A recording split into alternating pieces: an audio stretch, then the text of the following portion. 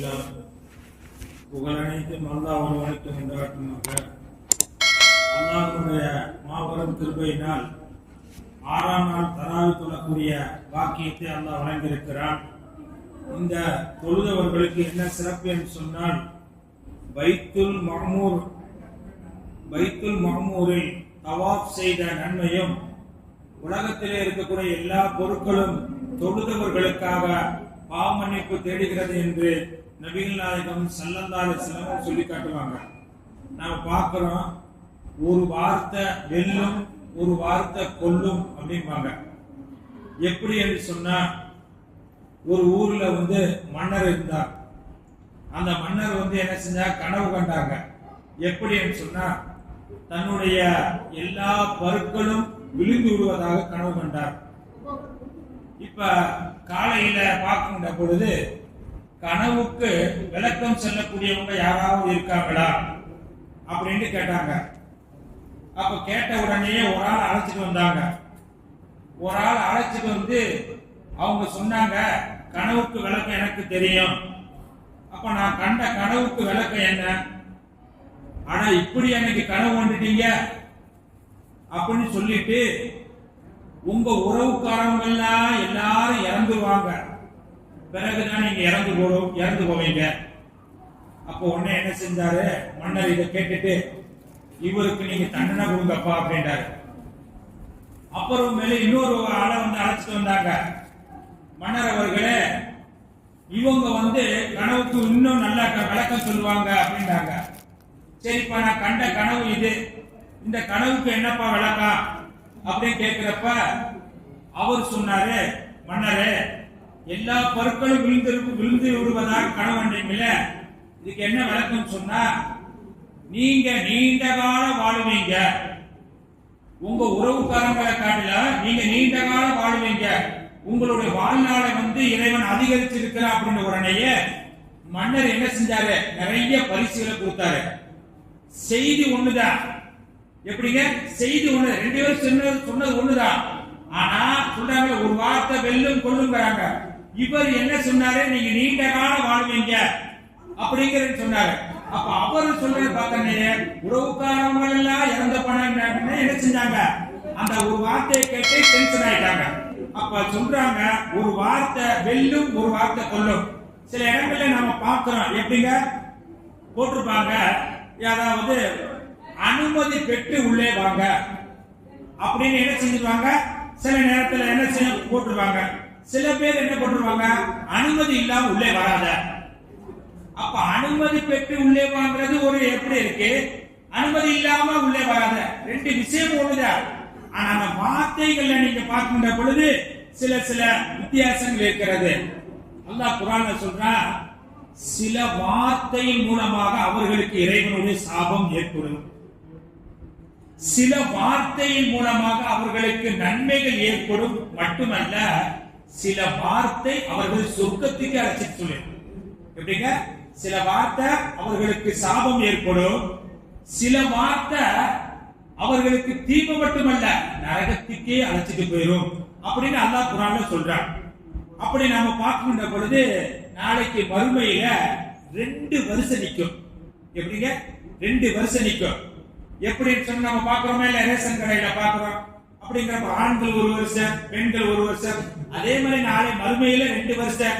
ஒரு வருஷம் ஒரு அணி நரகத்திற்கு செல்லக்கூடிய அணி நிற்கும், இன்னொரு அணி சொர்க்கத்துக்கு செல்லக்கூடிய அணி நிற்கும், 2 அணி நிற்கும். இந்த நேரத்துல பார்க்கின்ற பொழுது அல்லாஹ் தஆலா சொல்லுவா, இந்த நரகத்துல நிற்கக்கூடிய அணிகளை பார்த்து போட்டு அல்லாஹ் சொல்லுவா, ஜிப்ரீலே இங்க வாங்க, இந்த நரகத்துல நிற்கக்கூடிய இந்த ஆள் இருக்காரு, இவர் நமக்கு நல்ல தெரிஞ்சவரா இருக்காரு, நல்ல அபிமானமான ஆளா இருக்காரு, அவரையே நரகத்தினுடைய அணியை நிப்பாட்டினீங்க. சரிவா, அவர் வாழ்க்கையில ஒரு நன்மை கூட செய்யல, வாழ்க்கையில ஒரு நன்மை கூட செய்யவே இல்லை. அதனாலதான் அவர் நரகத்தினுடைய அந்த அணியில நிப்பாட்டி இருக்கோம். அப்ப சொன்னாங்க ஜிப்ரீலே, இல்ல நீங்க போய் கேட்டு பாருங்க, ஏன்னா அவர்கிட்ட போய் நீங்க கேட்டு விசாரிச்சு பாருங்க, இறைவா எந்த ஒரு அமலும் செய்யல. அல்லாஹ் சொல்லுவா, ஜிப்ரீலே நீங்க என்கிட்ட பேசுறத காட்டிலும் அவர்கிட்டயே நீங்க போய் கேளுங்க, அப்படின்ற உடனே அல்லாஹ் யார அபிமானமான தெரிஞ்ச ஆளா இருக்கு அப்படின்னு சொன்னானோ அந்த ஆளிடத்தில் ஜிப்ரீல் அலைஹிஸ்ஸலாம் போய் கேட்பாங்க. கேட்ட உடனேயே அவங்க சொல்லுவாங்க, நான் எந்த விதமான அமல்களும் செய்யல. எப்படிங்க? எந்த விதமான அமல்களும் செய்யல. ஆனா ஒண்ணு என்ன செஞ்ச வாழ்க்கையில, யா அண்ணான் யா மன்னான் அப்படிங்கறது உறுதியா இருந்தேன். எப்படின்னு சொன்னா, யா மன்னான் சொன்னா அதிகம் இரக்கம் உள்ளவன், யா மன்னான் சொன்னா அதிகம் உபகாரம் செய்யக்கூடியவன் என்று உலகத்திலே அதிகமாக இரக்கம் காட்டக்கூடியவன் இறைவன் ஒன்றுதான் என்று நான் சொல்லிக் கொண்டிருந்தேன். யா மன்னான் அதிகமாக உதவி செய்யக்கூடியவன் இறைவன் தான் என்று சொல்வது மட்டுமல்ல, உள்ளத்திலே நம்பியிருந்தேன் என்று சொன்ன. இதை கேட்ட உடனே ஜிப்ரீல் அலைஹிஸ்ஸலாத்து வஸலாம் வந்து அல்லாஹ்ட்ட சொன்ன உடனே அல்லாஹ் சொன்னா, அவன் நம்பியிருக்கேன் பாத்தீங்களா, யா மன்னான் யா மன்னான் என்று சொன்னானே, அந்த ரெண்டு வார்த்தை சொல்வதன் காரணமாக அவனை நரகத்தில் வரிசையில் நிற்கக்கூடிய அவனை சொர்க்கத்தினுடைய வரிசையில் நிப்பாட்டுங்க அப்படி பார்த்தாங்க. வாழ்க்கையில் என்னங்க, ரெண்டே ரெண்டு வார்த்தை தான். யா மன்னான் யா மன்னான் சொன்னாங்க, நரகத்தை விட்டு சொர்க்கத்தை சொல்றாங்களா இல்ல? ஒரு வார்த்தை வெல்லும், ஒரு வார்த்தை கொல்லும். ஆயிஷா ரலியல்லாஹு தஆலா அவங்களும் ஸல்லல்லாஹு அலைஹி வஸல்லம் ரெண்டு பேரும் பேசிக்கிட்டே இருக்காங்க. பொதுவா பெண்களுக்கு ஒரு ஆளுக்கு ரெண்டு மனைவி வச்சுக்கல, ஒரு மனைவி பத்தி ஒரு மனைவி இடத்துல போய் சொன்னான்னு வச்சுல ரொம்ப கோவப்படுவாங்க. என்ன அவங்கள புகழ்ந்து பேசுறாங்க அப்படின்பாங்க. அதனுடைய சட்டத்திட்டங்களா வேற. அப்போ ஒரு சந்தர்ப்பத்தில் ரசூல் ஸல்லல்லாஹு அலைஹி வஸல்லம் என்ன செஞ்சிருக்காங்க, ஆயிஷா மட்டும் பேசிக்கிட்டே இருக்காங்க. பேசிக்கிட்டு இருக்கப்ப ஒரு பேச்சு வருது. சஃபியாமா அப்படிங்கிற ரசூலுல்லாஹ்வுடைய மற்றொரு மனைவியாக இருக்கக்கூடிய சஃபியாமாவா அப்படின்னு பேச்சு வருது. அப்ப அவங்க சொன்னாங்க, அந்த குட்ட கத்தரிக்காயா, எப்படிங்க குட்ட கத்தரிக்காயா என்று சொல்லிட்டாங்க. உடனே ரசூலுல்லாஹி ஸல்லல்லாஹு அலைஹி வஸல்லம் சொன்னாங்க, ஆயிஷா நீ இந்த வார்த்தை இருக்கிறத இது பெரிய ஒரு நஞ்சு, இந்த நஞ்ச கடலில தூக்கி போட்டா கூட கடல் முழுக்க நஞ்சா போயிடும். பாருங்க, ஒரு வார்த்தை தான். அந்த வார்த்தை பாருங்க சொன்னதுனால இன்னைக்கு நாம சர்வசாதாரண நொண்டிங்கிறோம், இதெல்லாம் சொல்றோம் சர்வசாதாரணமா. ஆனா அது எவ்வளவு பெரிய மன வருத்தம் ஏற்படும்.